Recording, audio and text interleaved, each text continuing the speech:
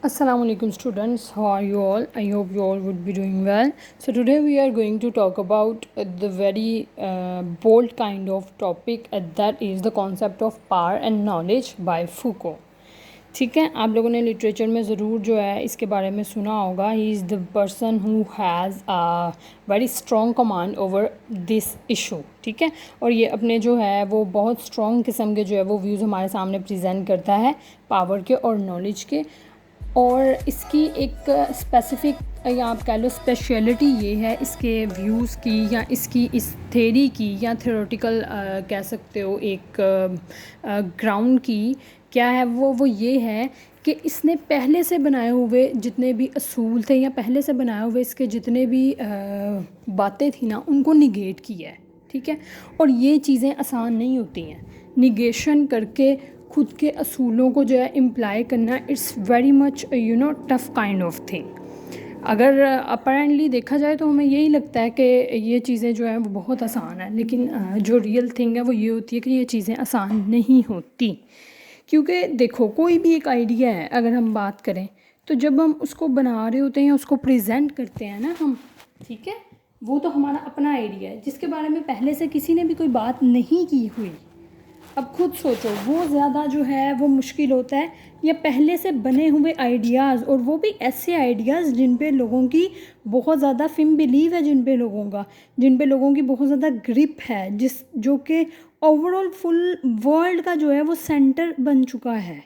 ठीक है, इस तरह के नॉर्म्स को तोड़कर अपने आइडिया को प्रेजेंट करना, फिर उस पर लॉजिक्स देना और लॉजिक्स के ज़रिए से अपने नज़रिए को मनवाना, that is I would just say salute. ठीक है, it's just mind blowing thing, और ये आम से लोग नहीं कर सकते.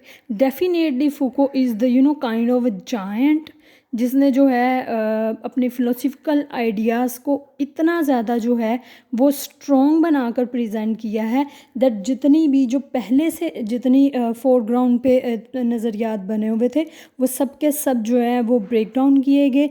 And then people started following him और his views. अब इतनी बात समझ में आ गई है अच्छे से. ठीक है, मैंने क्यों आप लोगों को ये चीज़ पहले समझाई है, इसलिए समझाई है कि आप लोगों को पता हो कि किस तरह से उसने कौन से पहले से बने हुए नज़रियात को तोड़ा है और उसके बाद उसने अपनी बात रखी है. ठीक है, अब नॉलेज और पावर की बात कर लेते हैं. पावर और नॉलेज के बारे में जो फूको है ना, वो अपने बहुत से ऐसे जो है वो नज़रियात हमारे सामने रखता है. जैसे समटाइम्स जब हम फर्स्ट रीडर होते हैं उसके, तो इट्स सेल्फ हमारे लिए जो है उनको एक्सेप्ट करना थोड़ा सा जो है वो ट्रिकी होता है. वाई? बिकॉज वो जो लॉजिक्स है ना वो थोड़े अपर लेवल के हैं, यू कैन से कि वो थोड़े जीनियस लेवल के हैं, तो उनको जो है उनके साथ कोप अप करने में थोड़ा सा टाइम लगता है.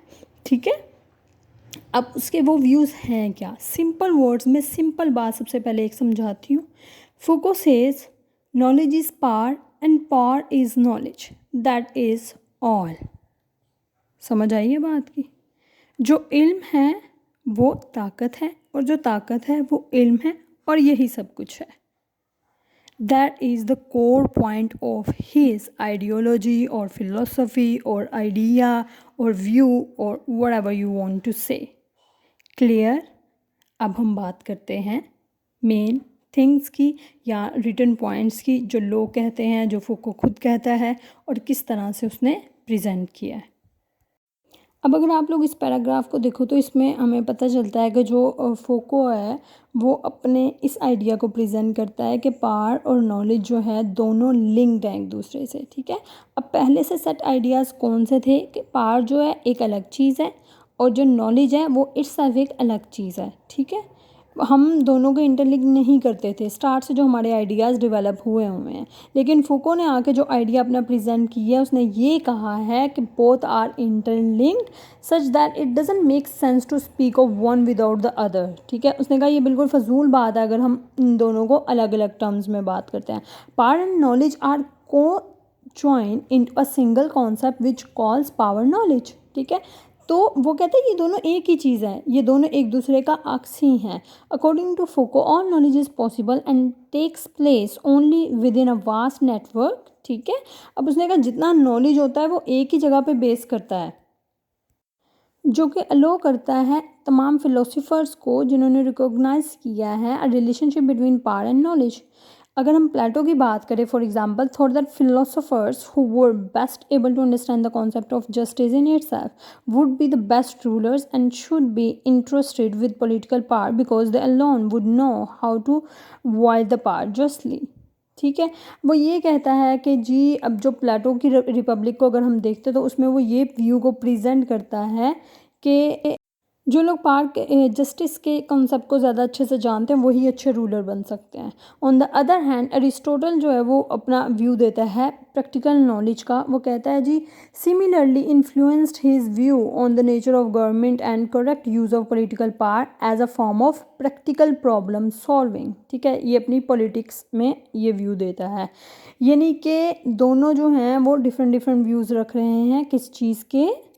वो नॉलेज का अलग व्यू रख रहा है, वो पावर का अलग व्यू रख रहा है। लेकिन अब अगर हम मॉडर्न पीरियड में देखें, जो हमारे पास एक पॉलिटिकल फिलोसफर आता है थॉमस होब्स, वो ये जितने भी हैं आगे जॉन लॉक और Jean Jacques actively sought to ground their political philosophies in human rationality, natural history, etc. तो अभी भी जो है वो सब अगर आप देखो कि ये वो सारे व्यूज़ हैं जो कि पहले से बने हुए हैं। ठीक है, मतलब हमारे जितने फिलोसफर्स हैं पहले से, उन्होंने ये सारे जो है ये ग्राउंड एक सेट की हुई थी ना आइडियाज़ की, जिसमें ये सारी चीज़ें बताई गई थी। लेकिन अब जो फूको आया है उसने आके इन तमाम जो रिस्ट्रेंट्स हैं वो सारी जो हैं वो तोड़ दी हैं, उसने रेजिस्टेंस क्रिएट की है। He says where there is power there is resistance. तो रेजिस्टेंस का मतलब क्या होता है? रेजिस्टेंस का मतलब होता है मज़ाहमत पैदा करना, किसी बात के ख़िलाफ़ में चलना। ठीक है, या it's not in negative terms, be aware of this thing.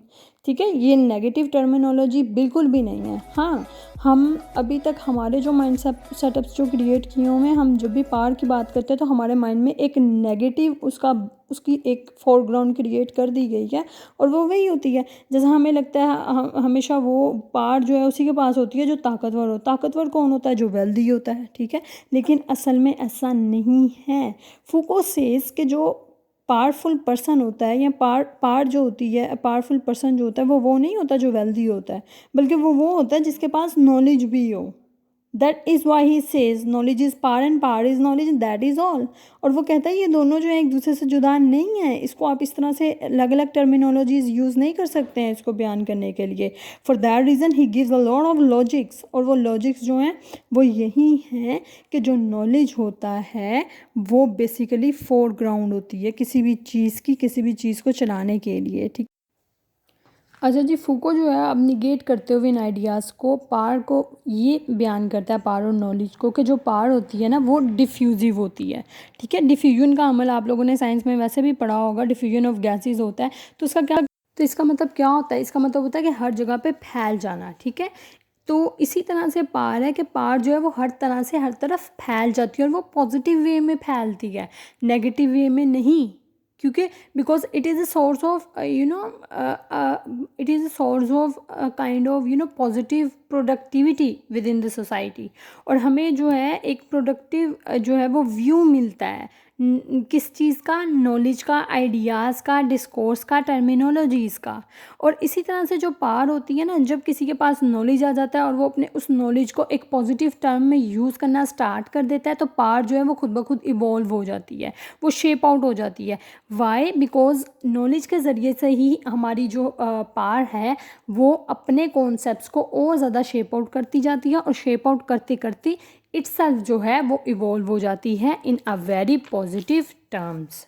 ठीक है, फिर उसके बाद जो पावर होती है ना वो रेजिस्टेंस क्रिएट कर सकती है अकॉर्डिंग टू फूको। हाउ? इस तरह से कि जब हमें कोई अपना आइडिया प्रेजेंट करे, अगर हम सिंपल सी टर्म में बात करें, यही बात कर लेते हैं आपके लिटरेचर की।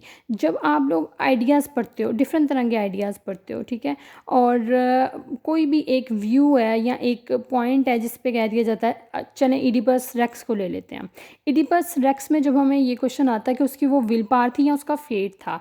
अब जो स्टूडेंट होता है या जो वो लिखने वाला होता है, ठीक है, उसने अब खुद से क्रिएट करने हैं logics although there are a lot of logics presented by the other people as well, लेकिन जब वो पर्सन है, जब वो अपने बहुत सी जगह से जो है वो उन आइडियाज़ को पढ़ेगा और उसके बाद वो अपना एक न्यू आइडिया टर्मिनोलॉजी अपने नॉलेज के थ्रू जो है वो किसी के सामने रखेगा, देन इटसेल्फ, ठीक है, जो पार होती है वो उसमें से इवॉल्व करना स्टार्ट कर देगी उस आइडिया में से, if it is having a logic.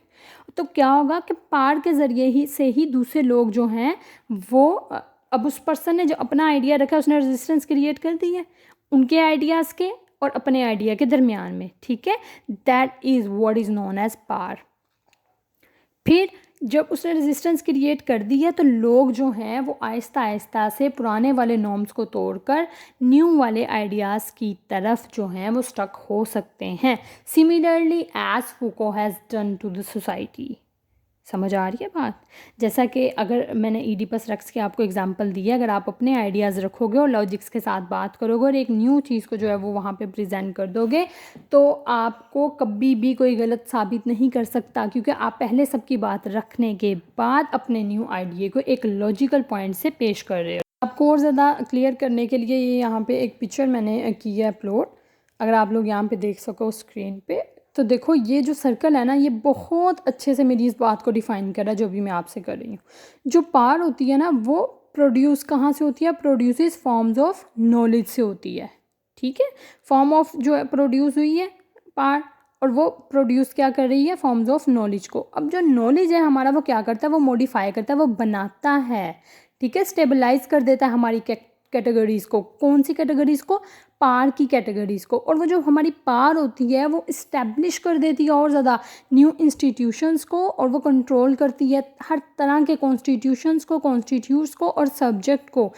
वही बात कि जब आपके पास पार है, आपने एक न्यू फॉर्म को प्रोड्यूस किया है जो कि नॉलेज के ज़रिए से किया है। अब जितना नॉलेज आपका बढ़ता जाएगा उस चीज़ के बारे में उतनी ज़्यादा वो चीज़ मॉडिफाई होती जाएगी।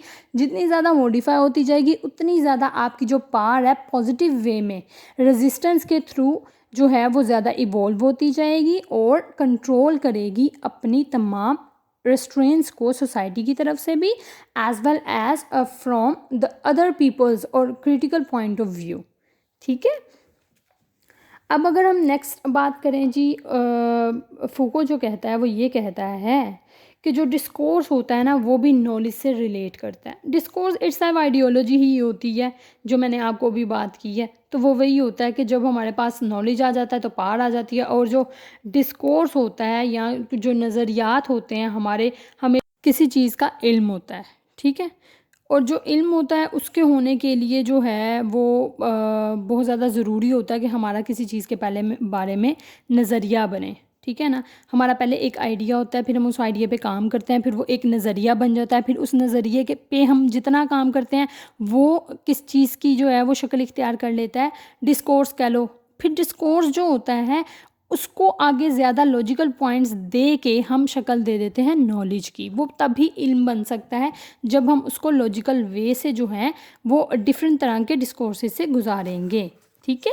फिर उसके बाद जी हम ये कह सकते हैं कि जो नॉलेज है, जो डिस्कोर्स है, जो पार है, ये तीनों चीज़ें आपस में इंटरलिंक्ड होती हैं। पार जो है वो बहुत ज़्यादा पॉजिटिव होती है according to Foucault, because it has the ability to convince someone through your knowledge. समझ आ रही है बात? जितने भी हमारे टीचर्स होते हैं ना, बच्चे उनकी बात क्यों मानते हैं? कभी इस चीज़ को सोचा है? आप सब लोग, मेरे बहुत से जो स्टूडेंट्स हैं जो अभी लेक्चर को सुन रहे हैं, they rely on me, I don't know very well. तो क्यों बात को मानते हैं? वो सिर्फ इसलिए मानते हैं because they know that I can convince them through my ability of spreading my knowledge और माई आइडियाज़ टूवर्ड्स दैम। समझ आ रही है? तो किसी भी टीचर के पास ये एबिलिटी क्यों आ जाती है, ये पार क्यों आ जाती है? थ्रू हर और हिज नॉलेज, ठीक है। जितना ज़्यादा किसी का नॉलेज कन्फाइंड होता है, जितना ज़्यादा जो है आपका डिस्कोर्स जो है वो बहुत ज़्यादा क्लियर होता है, उतनी ज़्यादा हमारे अंदर एबिलिटी आ जाती है कि हम किसी को अपनी बात के ज़रिए से कन्विंस कर सकें। And that is the exact thing Foucault has done on a very great scale, ठीक है। ये मैंने आपको जो आइडिया भी समझाया है ना, मैंने आपको बहुत ही सिंपल वर्ड्स में समझाया है। मैं बहुत ज़्यादा क्रिटिकल टर्मिनोलॉजीज़ में अभी नहीं गई हूँ, बिकॉज इट्स हर ये जो एक टॉपिक है ये बहुत ज़्यादा ड्राई है। I want you people to just grasp the concept first. तो आई होप सो आप लोगों को अभी तक इस बात की तो अच्छे तरीके से समझ आ गई होगी कि पहले से बनी हुई नॉर्म्स, नॉलेज और पार के बारे में क्या क्या थी। ठीक है, आप कह सकते हो कि वो सारी मिथ्स थी, but not exactly the myths, because obviously they are having their own level of logics as well. तो वो उनके अपने लॉजिक्स थे, लेकिन फूको ने अब जो लॉजिक जो है प्रेजेंट किए हैं अपने, दैट वो just mind blowing and they were too logical.